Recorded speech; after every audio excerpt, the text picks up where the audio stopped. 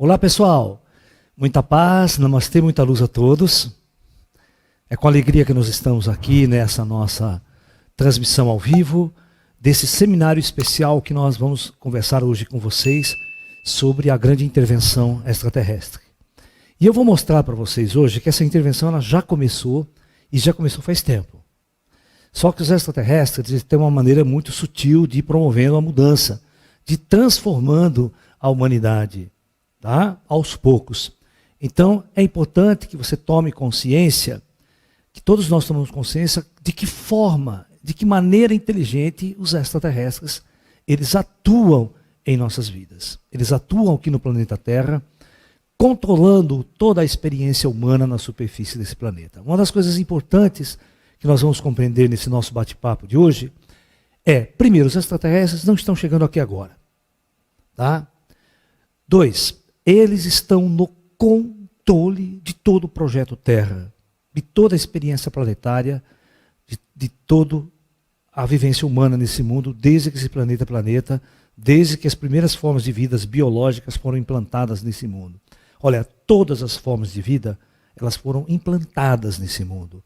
Não existe a vida ao acaso. A vida ela não acontece ao acaso, na superfície de mundos ou de planetas. Todas as formas de vida são implantadas pelos planos superiores dos planos densos da matéria. Essa é uma mudança de paradigma que a ciência ela jamais poderia imaginar isso. Entendeu? E essa é a grande contribuição e a grande virada na consciência dos seres humanos e da humanidade, da própria ciência, que hoje é a grande inquisitora, né, do século 20 e 21. Né? Se a ciência não disser que é verdade, então não é verdade. Então, por isso, aos poucos, a ciência vai ter que se convencer de que a vida na Terra ela não funciona como as leis de Darwin. Tá? As mutações acontecem por acaso, e as espécies vão mudando e vão se adaptando de acordo com as condições ambientais do ecossistema. Não funciona assim. Tá? Porque existe uma gama muito grande de inteligências avançadas que operam nas dimensões superiores e elas é que sim controlam todas as mutações, todas as variações de formas de vidas para que elas se adaptem, então, às mudanças do ecossistema. Ok? Então, não é uma mutação ao acaso que cria a seleção natural e a seleção das espécies. Mas, na verdade, é uma grande inteligência superior que controla todo o processo de adaptabilidade das formas de vida na superfície deste mundo. Isso já vem provar que os extraterrestres e que as forças superiores intervêm neste mundo desde que esse mundo é mundo. Ok? E que o controle dessa intervenção, ela é extremamente importante.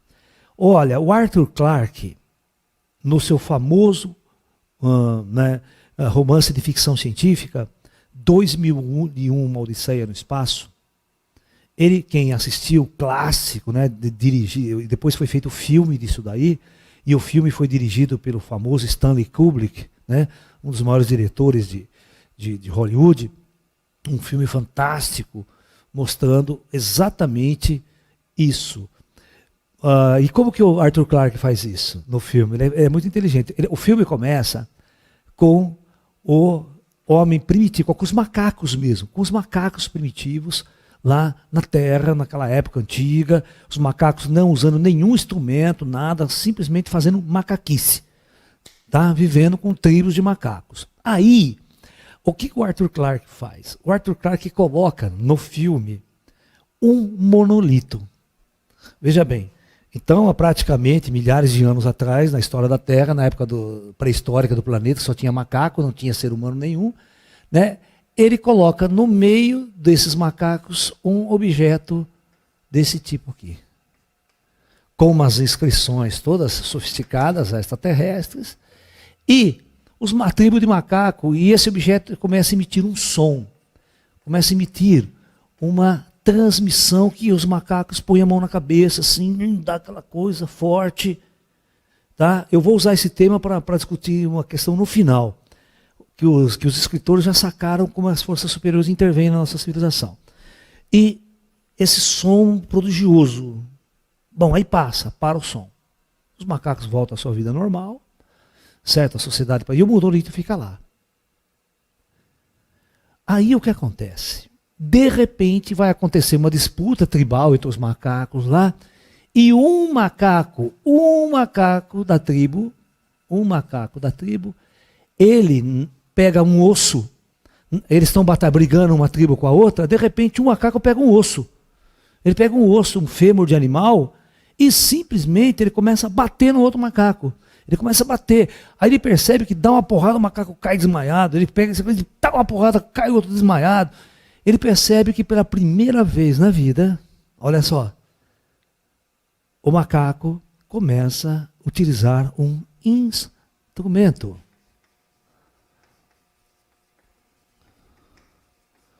Ou, na verdade, uma ferramenta.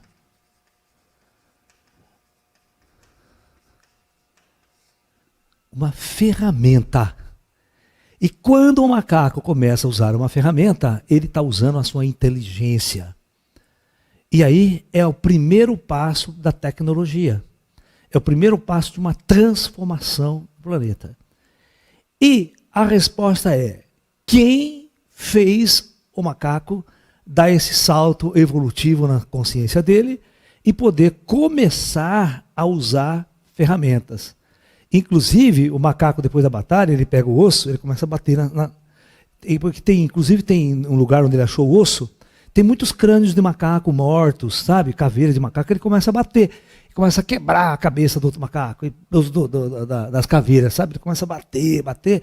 E ele percebe que aquilo é uma puta arma. É a primeira arma na história. E aí o que ele começa? Aí ele começa a ensinar isso para os outros macacos da tribo dele. Todos os outros macacos começam a pegar e também usar o negócio lá.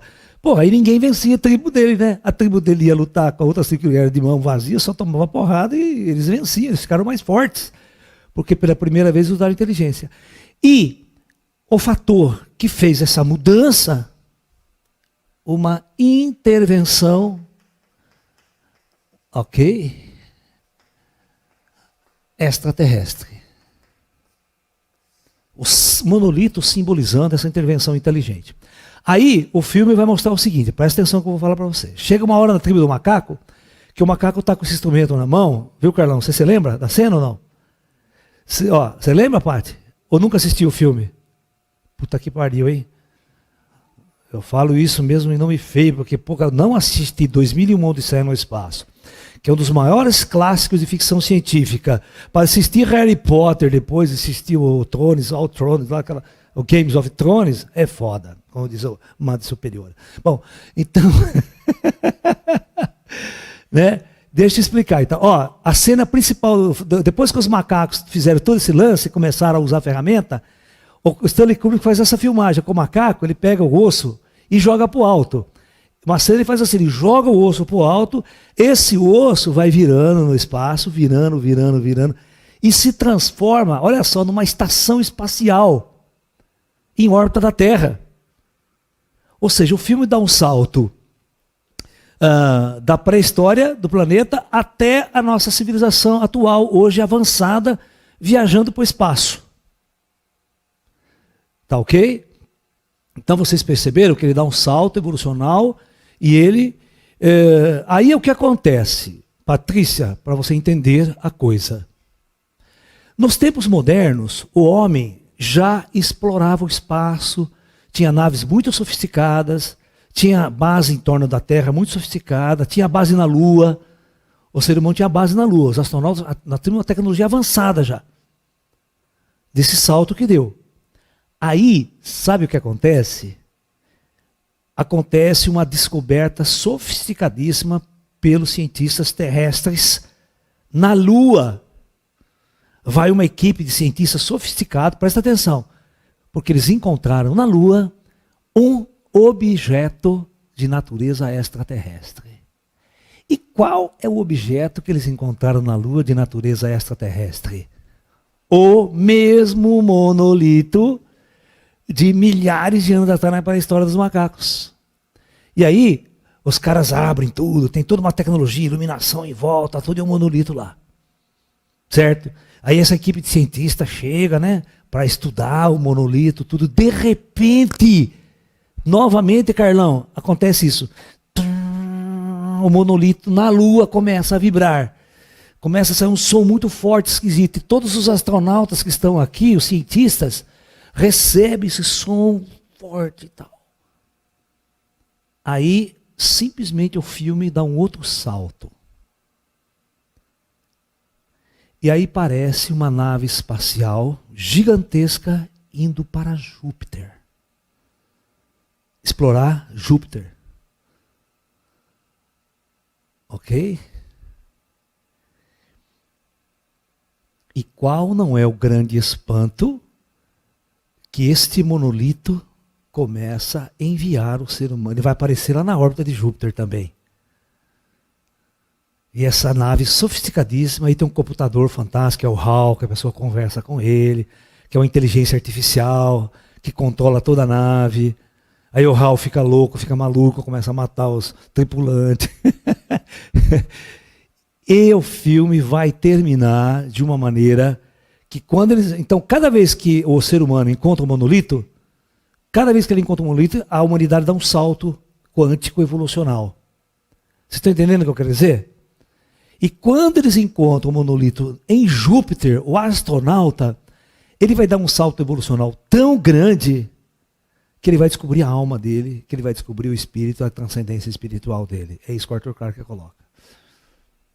Você sabe onde esse Arthur Clarke viveu suas últimas fases da vida dele? Que ele morreu faz pouco tempo.